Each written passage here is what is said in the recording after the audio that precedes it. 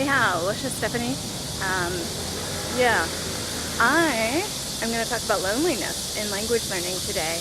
I completely hadn't put my finger on what was missing from my language learning and what was slightly frustrating about it until YouTube commenter Malene, I'm so sorry if I'm saying your name wrong, but if you can look in one of my previous videos, you can see her comment about how many hours she spent, studying by herself and stuff, and I equated that to loneliness, not pushing loneliness as an emotion on her, but on me, and not in a really deep, sad, depressing way, but in a, yeah, if you are learning in a group, or you are learning with a tutor, or you are learning and communicating with someone, or learning with someone, it does, for me at least, it does, you can kind of ping off of each other.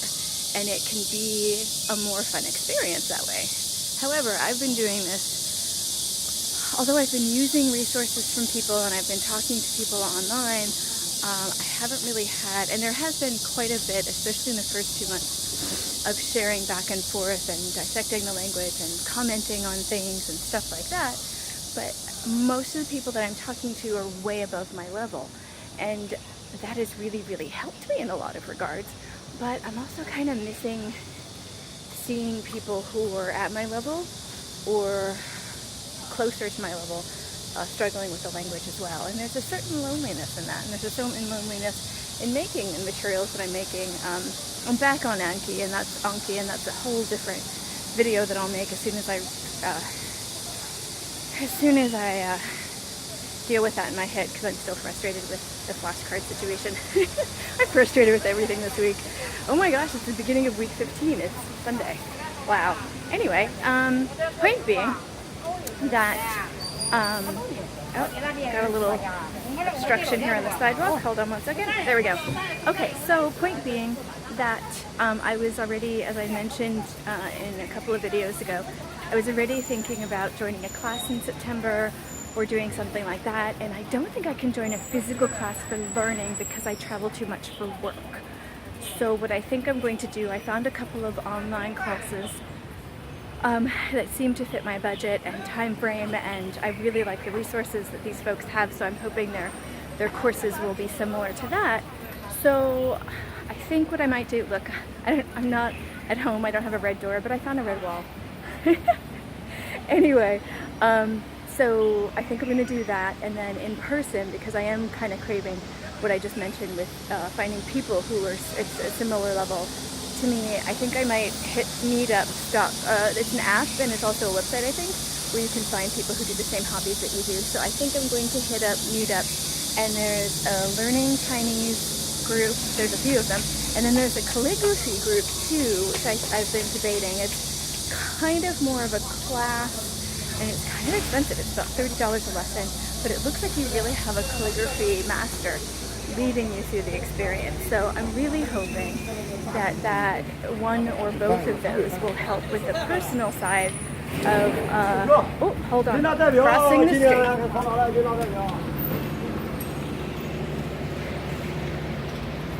Crossing the street's always tricky. Sorry, it was too bright out to see where the pause button was, so you got a bit of my shirt there.